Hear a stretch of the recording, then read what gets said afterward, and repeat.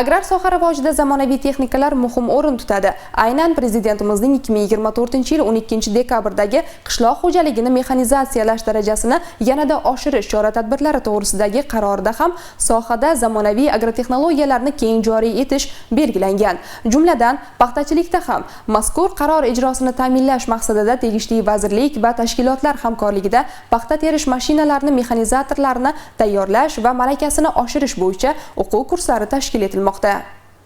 Bugungi kunda respublikamizga 1000 dan ortiq zamonaviy paxta terish mashinalari olib kelindi. Shundan viloyatimizning o'ziga 93 ta paxta terish mashinalari ajratilgan. Hozirgi kunga qadar viloyatimizning o'zida 180 ta paxta terish mashinalari mavjud bo'lgan bo'lsa, endilikda ushbu texnikalar soni yana 93 taga ko'paydi. Bu degani qishloq xo'jaligi mahsulotlarini nesnobud qilmasdan o'z vaqtida sifatli yig'ib terib olish imkoni yaratildi. Endilikda viloyatimizda o'z faoliyatini olib borayotgan 364 nafar mexanizatorlarni ushbu texnikalarni boshqarish borasidagi ko'nikmalari va tajribalarini oshirish talab etiladi. Paxta terish mashinalari mexanizatorlarini tayyorlash va malakasini oshirish bo'yicha o'quv kurslarini tashkil etish to'g'risidagi qarorga muvofiq bir haftalik o'quv kurslari tashkil etildi. Dastlab Jizzax Politexnika institutida bo'lib o'tgan o'quv kursida viloyatimizda barcha tashkilotlardan vakillar jalb qilindi. Institutning professor o'qituvchilari paxta terish mashinalarining tuzilishi, prinsipi, texnik tavsiflari va funksional xususiyatlari haqida nazariy bilimlar berdilar.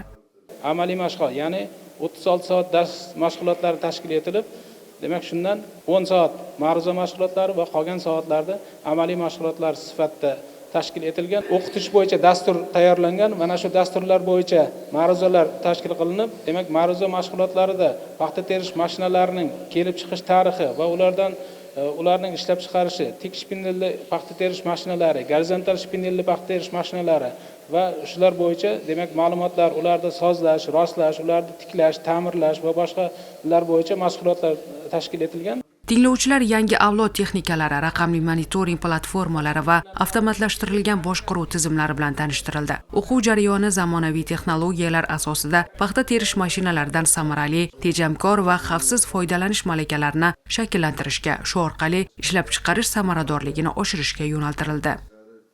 Birinchi o'quv kunida o'quv amaliy darslari o'quv xonalarida amalga oshirilmoqda.